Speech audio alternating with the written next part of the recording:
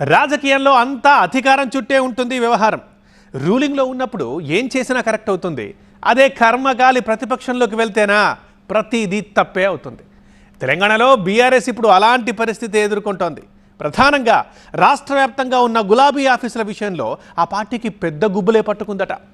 ఎక్కడ ఎప్పుడు ఎక్కడి నుంచి బుల్డోజర్ దూసుకొస్తుందోనని భయపడుతున్నాయట కారు పార్టీ శ్రేణులు. ఇంతకీ ఈ బుల్డోజర్ ముచ్చటేంది? నల్గొండలో బుల్డోజర్ పాలిటిక్స్. హైకోర్టులో కారు పార్టీకి చుక్కెదురు. 15 రోజుల్లో బీఆర్ఎస్ ఆఫీసును కూల్చేయాలన్న న్యాయస్థానం.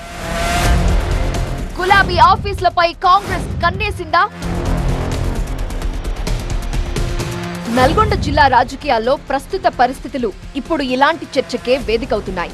అక్కడ జరుగుతున్న బుల్డోజర్ పాలిటిక్స్ జిల్లానే కాదు స్టేట్ పాలిటిక్స్ ని కూడా షేక్ చేస్తున్నాయి. బీఆర్ఎస్ జిల్లా పార్టీ కార్యాలయంపై వివాదం మరోసారి అధికార కాంగ్రెస్ ప్రతిపక్ష బీఆర్ఎస్ ల మధ్య రచ్చకు కారణమైంది.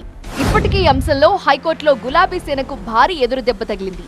నల్గొండలో బీఆర్ఎస్ పార్టీ జిల్లా కార్యాలయాన్ని 15 రోజుల్లో కూల్చివేయాలంటూ న్యాయస్థానం ఆదేశించడం రాజకీయంగా సంచలనం రేపింది. బీఆర్ఎస్ పార్టీ ఆఫీస్ సెంట్రిక్ గా ఉద్రిక్త పరిస్థితులు నెలకొన్నాయి.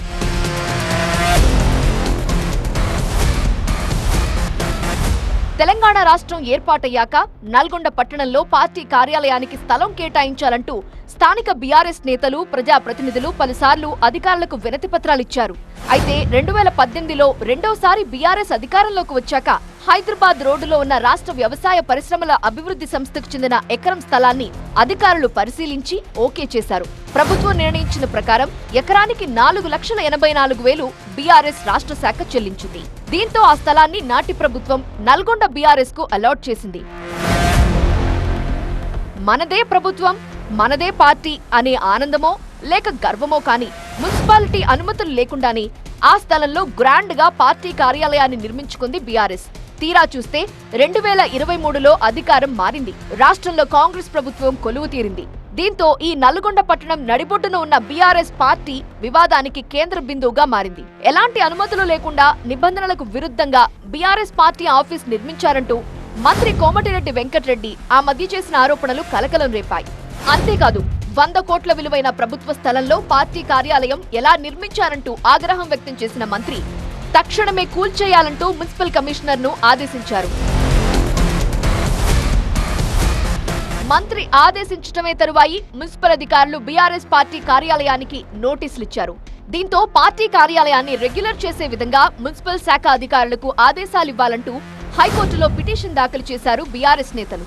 అయితే ఈ విషయంలో బీఆర్ఎస్ పార్టీకి షాక్ ఇచ్చింది న్యాయస్థానం. భవనం నిర్మాణం పూర్తయ్యాక ఏ రకంగా అనుమతిస్తారంటూ వారి అభ్యర్థనను తిరస్కరించింది. ₹1,00,000 జరిమానా కూడా విధించింది. దీంతో ఈ వ్యవహారం ఇప్పుడు మరింత అగ్గిరాజేసింది. నల్గొండ బీఆర్ఎస్ ఆఫీస్ విషయంలో చట్టం తన పని తాను చేసుకుపోతుంది అన్నారు మంత్రి కోమటిరెడ్డి వెంకటరెడ్డి. ఈ అంశంలో కోర్టుకు వెళ్లింది బీఆర్ఎస్ వాళ్లే అని, న్యాయస్థానం తీర్పుపై కామెంట్స్ చేయలేనని చెప్పారు. అక్కడ గవర్నమెంట్ హాస్పిటల్లో 100 కోట్ల ప్రభుత్వ భూమిలో పార్టీ ఆఫీసు మున్సిపల్ పర్మిషన్ లేకుండా కట్టించుకుంటే అసలు రూల్స్ ప్రకారం మా మున్సిపల్ కమిషనర్ గారు ఎప్పుడో కూలగొట్టాలి. నేను చెప్తే ఆయన కూలగొడుతుండే. అయితే తమ కార్యాలయాన్ని కూల్చేస్తుంటే చూస్తూ ఊరుకోబోమంటోంది బీఆర్ఎస్. హైకోర్టు తీర్పును స్వాగతిస్తున్నామంటూనే సుప్రీంకోర్టులో సవాల్ చేస్తామంటున్నారు గులాబీ నేతలు. కోర్టు ఆదేశాలతో జిల్లా పార్టీ కార్యాలయ కూల్చివేతకెవరైనా వస్తే అడ్డుకునేందుకు కాపలా కూడా ఉన్నారు కార్యకర్తలు. రాత్రిపూట కూడా పార్టీ ఆఫీసులోనే బస చేస్తున్నారు. ఇచ్చినటువంటి తీర్పు కాపీ కూడా మాకు అందలేదు. కాపీ వచ్చిన తర్వాత పై కోర్టుకు పోవడానికి సమయం ఉంది. ఖచ్చితంగా తీర్పును సవాల్ చేస్తూ పై కోర్టుకు పోతాం. ఖచ్చితంగా న్యాయం జరుగుతుందని మేము ఆశిస్తాం. అయితే తొందరపాటు చర్యగా ఏవైతే పొక్లైన్లు తీసుకొచ్చి పెట్టుకోవడం ఏదో కూలగొట్టాలని అత్యుత్సాహం చూపిస్తారో మరి ఖచ్చితంగా వారికి రాబోయే రోజుల్లో తగిన బుద్ధి చెప్పాల్సిన పరిస్థితి వస్తుంది. అయితే నల్గొండలో మొదలైన ఈ బుల్డోజర్ పాలిటిక్స్ ఇప్పుడు రాష్ట్ర వ్యాప్తంగా విస్తరిస్తాయా అనే చర్చ జరుగుతోంది. ఇప్పుడు దాదాపు అన్ని జిల్లాల్లోనూ బీఆర్ఎస్ పార్టీకి స్థలాల కేటాయింపు జరిగింది. పలుచోట్ల నిర్మాణాలు కూడా పూర్తయ్యాయి. ఇంకొన్ని చోట్ల జరుగుతున్నాయి.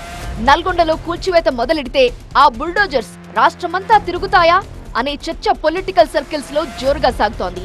ఇప్పటికీ రాష్ట్రంలో అనుమతులు లేకుండా నిర్మించిన బీఆర్ఎస్ పార్టీ కార్యాలయాలపై కాంగ్రెస్ సర్కార్ ఫోకస్ పెట్టిన వేళ ఈ పరిణామాలన్నీ ఎటు దారితీస్తాయో చూడాలి మరి.